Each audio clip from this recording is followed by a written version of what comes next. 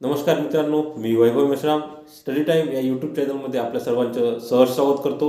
आज आपण पाहणार आहोत यशवंतराव चव्हाण महाराष्ट्र मुक्त विद्यापीठ नाशिक BA भाग 1 मध्ये SOC 101 म्हणजेच सामाजिक शास्त्रांचा अधिष्ठान अभ्यासक्रम या विषयाचा आपण अभ्यास करणार आहोत. चला तर मित्रांनो, व्हिडिओला सुरुवात करूया. चॅनल नवीन असाल तर चॅनलला सबस्क्राईब करायला विसरू नका. प्रथम वर्ष BA शिक्षणक्रमातील सामाजिक शास्त्रांचा अधिष्ठान अभ्यासक्रम हा एक महत्त्वपूर्ण अभ्यासक्रम आहे. विविध सामाजिक शास्त्रांमधील अभ्यासविषय, त्यांच्यातील महत्त्वाच्या संज्ञा, संकल्पना यांची प्राथमिक तोंड ओळख विद्यार्थ्यांना करून देणे आणि पदवी शिक्षणासाठी आवश्यक असणारे सामाजिक शास्त्रांचे अधिष्ठान विद्यार्थ्यांना प्राप्त करून देणे हा या अभ्यासक्रमाचा मुख्य उद्देश आहे. सामाजिक शास्त्रातील महत्त्वाच्या संकल्पना व संज्ञांचा वापर करण्याची क्षमता विद्यार्थ्यांत निर्माण करणे हा देखील एक मुख्य उद्देश या अभ्यासक्रमाचा आहे. BA पदवी शिक्षणक्रम विशेष स्तरावर उपलब्ध करून देण्याच्या विद्यापीठाचा मानस आहे. या दृष्टीनेच अभ्यासक्रमाची पुनर्रचना करण्यात येत आहे. सध्या उपलब्ध असणारे विविध सामाजिक शास्त्रातील अभ्यासक्रम जसे इतिहास, राज्यशास्त्र, अर्थशास्त्र, मानसशास्त्र यातील एखादा विशिष्ट अभ्यासक्रम विशेष स्तरावर निवडण्याची क्षमता विद्यार्थ्यांत निर्माण करणे व त्यातून आपल्या आवडीच्या विषयात विशेष स्तरावर शिक्षणक्रम पूर्ण करून पदवी प्राप्त करण्याचा विद्यार्थ्यांचा मानस या अभ्यासक्रमातून पूर्ण होणार आहे. दूरशिक्षणातील विद्यार्थी हे प्रौढ, कामाच्या ठिकाणची व घरची जबाबदारी सांभाळणारे आणि शिक्षणक्रमाची उपयुक्तता पटल्यावर तो शिक्षणक्रम सर्व अडचणी पार पाडून पूर्ण करणारे असतात. दूरशिक्षणातील विद्यार्थ्यांचे हे एक वैशिष्ट्यच असते. अशावेळी विद्यार्थ्यांची जबाबदारी, त्यांची मनोवृत्ती, क्षमता यांचा सर्वांगीण विचार करून विशेष स्तरावर अधिकाधिक प्रगत असे नवनवीन अभ्यासक्रम उपलब्ध करून देणे हे मुक्त विद्यापीठांची एक महत्त्वाची जबाबदारी ठरते. बदलत्या सामाजिक, आर्थिक व शैक्षणिक वातावरणात दूरशिक्षणातील विद्यार्थी कोणत्याही दृष्टीने कामी ठरू नये याचा प्रयत्न आपले विद्यापीठ सतत करीत आलेले आहे. नव्या सहस्त्रकाळात इंग्रजी भाषेचे वाढते महत्त्व विचारात घेऊन इंग्रजी भाषेच्या अधिष्ठान अभ्यासक्रमाचा समावेश करण्यात आलेला आहे. विविध स्पर्धा परीक्षा व मुलाखती यांसाठी विद्यार्थ्यांना उपयुक्त ठरणारा सामान्य ज्ञानाचा अभ्यासक्रम यात आहे. याचबरोबर वर्तमान परिस्थितीचे आकलन व विश्लेषण करण्यासाठी लागणारी सामाजिक जाणीव निर्माण करण्याचा प्रयत्न, तंत्रज्ञान, उद्योजकता, ग्राहक संरक्षण यासारख्या विविध विषयांचा समावेश याद्वारे करण्यात आलेला आहे. सामाजिक शास्त्राच्या अभ्यासक्रमाव्यतिरिक्त स्वयं अध्ययन कौशल्य, मराठी भाषा, हिंदी व इंग्रजी भाषा, सामान्य ज्ञान व सामाजिक जाणीव आणि मानवी विद्या अशा विविध क्षेत्रातील अभ्यासक्रम यात समाविष्ट करण्यात आलेले आहेत. या अधिष्ठान अभ्यासक्रमातून BA शिक्षणक्रमातील विविध सामाजिक शास्त्रे, अध्ययन कौशल्य, सामाजिक ज्ञान व जाणीव याविषयीचे एक सशक्त अधिष्ठान निर्माण होईल व त्याची भावी शैक्षणिक प्रगतीसाठी सुनिश्चितच उपयोग होईल यात शंका नाही. अभ्यासक्रम पूर्णसाठी आपणास शुभेच्छा देतो. सामाजिक शास्त्रे अधिष्ठान अभ्यासक्रम SOC 101 प्रस्तावना. प्रथम वर्ष BA अधिष्ठान अभ्यासक्रमातील सामाजिक शास्त्रे अधिष्ठान अभ्यासक्रम हा 5व्या क्रमांकाचा अभ्यासक्रम आहे. हा अभ्यासक्रम एकूण 3 विषयात विभागण्यात आलेला आहे. सामाजिक शास्त्रातील विविध महत्त्वाच्या संकल्पनांची विद्यार्थ्यांना ओळख करून देणे, सामाजिक शास्त्रांच्या अभ्यास पद्धतीची माहिती देणे आणि सामाजिक शास्त्रांचे एक अधिष्ठान निर्माण करणे हा या अभ्यासक्रमाचा मुख्य उद्देश आहे. या अभ्यासक्रमातील पहिलं पुस्तक इतिहास व राज्यशास्त्र या दोन विषयातील महत्त्वाच्या संकल्पना, संज्ञा यांचे विवेचन करते. मानवी जीवनाची समग्र वाटचाल म्हणजे इतिहास होय. इतिहासात गतकालीन, अविस्मरणीय आणि महत्त्वाच्या अशा घटनांचा शोध घेण्यात येतो. हा शोध घेताना काही आधारभूत घटक, साधने यांची आवश्यकता असते. शिलालेख, शिल्प, लेणी, वस्तुसंग्रहालय इत्यादींचा या ठिकाणी उल्लेख करता येईल. त्या काळातील मानवी जीवनाचे, कलेचे, ज्ञानाचे प्रतिबिंब यात असते. त्याच्या सहाय्याने त्या काळाचा तसेच काळानुसार त्यात घडून आलेल्या बदलांचा प्रगतीचा शोध व बोध आपणास घेता येतो. यांनाच इतिहासाची साधने असे म्हणतात. इतिहासाचा अभ्यास कालखंडाच्या संदर्भात करण्यात येतो. कालगणनेमुळे गतकाळातील घटनांचा नेमका अर्थ प्राप्त होतो. मानवी जीवनाच्या वाटचालीतील पहिला कालखंड म्हणजे पाषाणयुग होय. इतिहासपूर्व कालखंड हा पाषाणयुग, ताम्रयुग, लोहयुग होय. ऐतिहासिक कालखंडाच्या वाटचालीत पहिला टप्पा प्राचीन काळ, दुसरा मध्ययुगीन काळ व तिसरा आधुनिक काळ होय. इतिहासाची व्याख्या, ऐतिहासिक साधने, काल आणि युग यासारख्या प्रमुख संकल्पनांचा अभ्यास यात समावेश करण्यात आलेला आहे. गतकालीन वाटचालीचे वर्णन अभ्यास करताना अनेक पैलूंचे विश्लेषण, वर्गीकरण करावे लागते. सापडलेले पुरावे, अवशेष यांचे विश्लेषण करावे लागते. यासाठी काही शास्त्रीय प्रक्रिया, पद्धती विकसित करण्यात आलेल्या आहेत, जसे कार्बन 14 प्रक्रिया, रेडिओ कार्बन प्रक्रिया इत्यादी.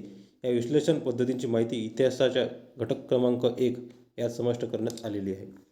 मानवी जीवनाची वाटचाल इतिहास ढिंडाळताना गोष्टींची नोंद करावी लागते. ही नोंद करताना एखादी विशिष्ट पद्धती स्वीकारावी लागते. कालक्रमानुसार लेखन करावे लागते. आशयानुसार लेखन पद्धतीचा स्वीकार करावा लागतो. इतिहास लेखनाची पद्धती, त्यातील परिवर्तने यांचा अभ्यास घटक क्रमांक 2 मध्ये करण्यात आलेला आहे. इतिहास लेखनाच्या दृष्टिकोनात भिन्नता आहे. पारंपरिक इतिहास लेखनात दैववादावर जास्त भर होता. साहित्य व कलेच्या इतिहासात मानवी मनातल्या साहित्य व कलेला तिसऱ्या अभिव्यक्तीला प्राधान्य देण्यात आले. त्यातूनच साहित्य व कलेचा इतिहास लिहिला जाऊ लागला. इतिहास लेखनाचे विविध प्रकार यांचाही समावेश या पुस्तकात करण्यात आलेला आहे. याच पुस्तकाच्या दुसऱ्या भागात आपण राज्यशास्त्राचा अभ्यास करणार आहोत. राज्य व राजकारण यांना आधुनिक समाजव्यवस्थेचे मोठे महत्त्व आहे. समाजाला स्थैर्य व सुरक्षितता मिळवून देण्यात राज्याचा मोठा वाटा आहे. सामाजिक परिवर्तने घडवून आणण्यात देखील राजसत्ता महत्त्वपूर्ण भूमिका बजावते. राज्यसत्तेच्या वेगवेगळ्या बाजूंचा केलेला पद्धतशीर अभ्यास म्हणजे राज्यशास्त्र होय. राज्यव्यवस्थेत शासन संस्था आणि तिचे भाग, राजकीय पक्ष व त्यांचे गट, राजकीय चळवळी यांसारखे विषय येतात. या विषयाच्या पहिल्या घटकात राज्यशास्त्र म्हणजे काय, त्याची व्याप्ती, मूलभूत राजकीय संकल्पना जसे राष्ट्र, राज्य, राष्ट्र, राष्ट्रवाद, सार्वभौमत्व इत्यादींचा उहापोह करण्यात आलेला आहे. वेगवेगळी कार्य करणाऱ्या परंतु परस्परावर अवलंबून असणाऱ्या घटकांचा समुच्चय म्हणजे व्यवस्था होय. अशाच प्रकारची संकल्पना व राजकीय प्रणाली भारतीय राजकीय व्यवस्थेशी संबंधित आहे. राजकीय व्यवस्थेवर ऐतिहासिक परंपरा, समाजव्यवस्था आणि अर्थव्यवस्था यांचा प्रभाव पडतो. शासनासाठी आपल्या घटनेने संसदीय शासन पद्धतीची निवड केली आहे. संसदीय शासन पद्धतीत संसदेला मोठे महत्त्व आहे. राज्यसभा, लोकसभा व राष्ट्रपती या सर्वांना मिळून संसद ही संज्ञा आहे. राजकीय व्यवस्था, भारतीय राज्यघटना, भारतीय संसद, न्यायव्यवस्था, स्थानिक स्वराज्य संस्था या सर्वांचा अभ्यास राज्यशास्त्र विषयाच्या दुसऱ्या घटकात करण्यात आलेला आहे. या अभ्यासक्रमातील दुसरे पुस्तक समाजशास्त्र व मानसशास्त्र या दोन विषयांचे आहे. आपण सर्वजण समाजात राहतो. विविध नातेसंबंध समाजात निर्माण होतात. समाजशास्त्र हे या नातेसंबंधाचा अभ्यास करणारे शास्त्र आहे. शिक्षक, विद्यार्थी, मालक, नोकर, दुकानदार, ग्राहक, पती-पत्नी इत्यादी नातेसंबंधाची उदाहरणे सांगता येतील. मानव आणि मानवनिर्मित वातावरण यांच्यामधील संबंधांचे अध्ययन समाजशास्त्र करते. यात सामाजिक संबंध, सामाजिक संस्था, सामाजिक परिवर्तने इत्यादी अभ्यासाविषयी संबंधित समस्यांचे वैज्ञानिक पद्धतीने अध्ययन करण्यावर समाजशास्त्रात भर दिला जातो. समाजशास्त्रातील संघटित ज्ञानाचा उपयोग दैनंदिन समाज जीवनातील विविध प्रकारच्या अडचणी दूर करण्यासाठी होतो. समाजशास्त्र हे सामान्यशास्त्र आहे. त्यामुळे कुटुंबाचे समाजशास्त्र, धर्माचे समाजशास्त्र, औद्योगिक समाजशास्त्र, ग्रामीण समाजशास्त्र अशा विविध उपशाखा समाजशास्त्रात निर्माण झाल्या आहेत. मानवी समाजाचे महत्त्वाचे वैशिष्ट्य म्हणजे संस्कृती होय. समाजात सदस्य म्हणून व्यक्ती जे जे वर्तन प्रकार शिकते ते वर्तन प्रकार व त्या वर्तन प्रकारांची फले म्हणजे संस्कृती होय. व्यक्तीचे व्यक्तिमत्व घडविण्यात, सामाजिकरणाची प्रक्रिया सुलभ करण्यास, समाजाच्या आर्थिक गरजांची पूर्तता कशी करावी इत्यादींविषयीचे मार्गदर्शन संस्कृतीतून प्राप्त होते. समाजशास्त्राचा अर्थ, व्याख्या व स्वरूप, समाजशास्त्राची व्याप्ती व वैशिष्ट्ये, सामाजिक आंतरव्यवहार, संस्कृती व संस्कृतीची वैशिष्ट्ये इत्यादी मुद्द्यांचा अभ्यास आपण या पहिल्या घटकात करणार आहोत. समाज म्हणजे सामाजिक संस्थांचे एक जाळे असते. आपले अस्तित्व कायम राखण्याच्या दृष्टीने समाज संघटित असणे आवश्यक असते. यासाठी सामाजिक संरचना, सामाजिक व्यवस्था यासारख्या काही संज्ञा समाजशास्त्रात विकसित झाल्या आहेत. सुव्यवस्थित, स्थिर व पुन्हा पुन्हा निर्माण होणाऱ्या परस्पर संबंधांनी सामाजिक संरचना निर्माण होते. सामाजिक संरचनेच्या संकल्पनेच्या सहाय्याने कुटुंब, जात, खेडे, महानगर आणि संपूर्ण समाजाच्या संघटित स्वरूपाचे अध्ययन केले जाते. व्यक्ती व समूहाच्या वर्तन प्रक्रिया नियंत्रित करण्यासाठी प्रभावी व कार्यक्षम अशी नियंत्रण व्यवस्था अस्तित्वात आलेली असते. परंतु या नियमव्यवस्थेला सामाजिक परिवर्तनामुळे धक्के पोचतात. काही वेळेस नवीन बदलांशी जुळून घेताना समाधान प्राप्त होण्याऐवजी दुःख, नैराश्य प्राप्त होते. व्यक्ती वर्तनासंबंधीच्या सामाजिक अपेक्षांमधील व्यवस्थितपणा नष्ट होऊन गोंधळ निर्माण होतो. याला सामाजिक विघटन असे म्हणतात. विवेक अथवा बुद्धिनिष्ठा हा आधुनिक जीवनपद्धतीचा मूलभूत पाया आहे. जीवनाच्या सर्व क्षेत्रात मानव नवनवीन प्रयोग करून पाहत आहे. वैज्ञानिक दृष्टिकोन, विज्ञानाश्रय, व्यक्तिस्वातंत्र्य व समता या मूल्यांवर आधारलेले नवजीवन म्हणजे आधुनिकता होय. समाजात विविध समूह असतात. जसे समूहातील सदस्यांमध्ये नियमित संबंध, घनिष्ठ संपर्क व सहकार्य असणारा प्राथमिक समूह होय. तर प्राथमिक समूहाप्रमाणेच प्रत्येक समाजात द्वितीयक समूह देखील अस्तित्वात असतात. ज्या समूहाचा आकार मोठा असतो आणि सदस्यांच्या परस्पर संबंधांमध्ये प्राथमिकतेचा वा घनिष्ठतेचा अभाव असतो, असा समूह म्हणजे द्वितीयक समूह होय. विद्यार्थी मंडळ, नाट्यमंडळ, विशाल आकाराचे खेडे ही द्वितीयक समूहाची उदाहरणे होत. समाजशास्त्र विषयाच्या दुसऱ्या घटकात आपण सामाजिक संरचनेचा अर्थ व वैशिष्ट्य, घटक व तत्त्वे व महत्त्व, सामाजिक समूहांचे वर्गीकरण, आदिवासी ग्रामीण समूह, शेतकरी समूह, नागरी औद्योगिक समूह, सामाजिक प्रक्रिया, आधुनिकता व आधुनिकीकरण या सर्वांचा अभ्यास करणार आहोत. मनाचे शास्त्र किंवा मानसिक जीवनाचे शास्त्र म्हणजे मानसशास्त्र होय. माणसाचे वर्तन, विचार, भावना यांमागील कार्यकारण भाव शोधून काढणे हा मानसशास्त्राचा उद्देश आहे. विविध समस्या सोडवण्यासाठीही मानसशास्त्राचा उपयोग करून घेता येतो. मानसशास्त्र म्हणजे काय, मानसशास्त्राचे स्वरूप व व्याप्ती, शास्त्रातील प्रचलित दृष्टिकोन यांचा अभ्यास या दुसऱ्या पुस्तकाच्या दुसऱ्या भागातील पहिल्या घटकात समाविष्ट करण्यात आलेला आहे. सैद्धांतिक मानसशास्त्र, प्रायोगिक मानसशास्त्र, तौलनिक मानसशास्त्र इत्यादी मानसशास्त्रांच्या उपशाखा आहेत. मनुष्य हा सामाजिक प्राणी आहे. जगताना त्याचा इतर व्यक्तींशी संबंध येतो. त्याची सामाजिकीकरणाची प्रक्रिया सुरू असते. समूहाची नीतिमूल्ये, नियम, रूढी, पद्धती यांचा व्यक्ती व व्यक्तिसमूहावर काय प्रभाव पडतो याचा अभ्यास सामाजिक मानसशास्त्रात करण्यात येतो. मानसशास्त्राला उपयोजनात्मक महत्त्व आहे.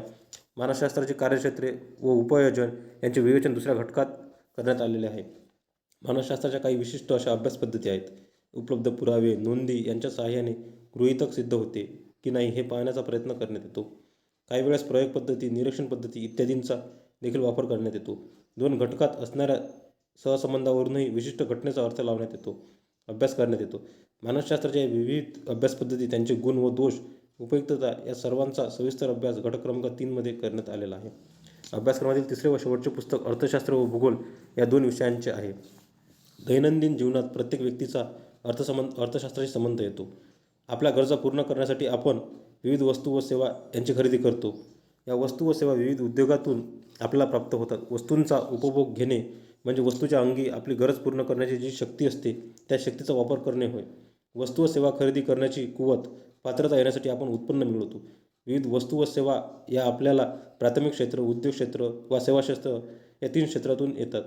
मानवाच्या गरजा या अमर्याद असल्या तरी त्यातील सर्व गरजा तितक्याच महत्त्वाच्या नसतात. गरजांची पूर्तता करण्यासाठी आपल्याला त्यांची क्रमवारी लावावी लागते. ही क्रमवारी साधनसामुग्री, उत्पन्न या दुर्मिळतेमुळे लावावी लागते. आवश्यक गरजा, सुखसोयीच्या गरजा, चैनीच्या गरजा असे गरजांचे वर्गीकरण करण्यात येते. उपयोगितेमुळे वस्तूला मागणी निर्माण होते. पुरवठ्याच्या बाजूने व्यवसाय संस्था महत्त्वपूर्ण भूमिका बजावतात. उत्पादन म्हणजे उपयोगिता वाढवून त्या वस्तूंची किंमत वाढवणे. गरजा, उपयोगिता, मागणी, उत्पादन इत्यादी मूलभूत संकल्पनांचा अभ्यास पहिल्या घटकात करण्यात आलेला आहे.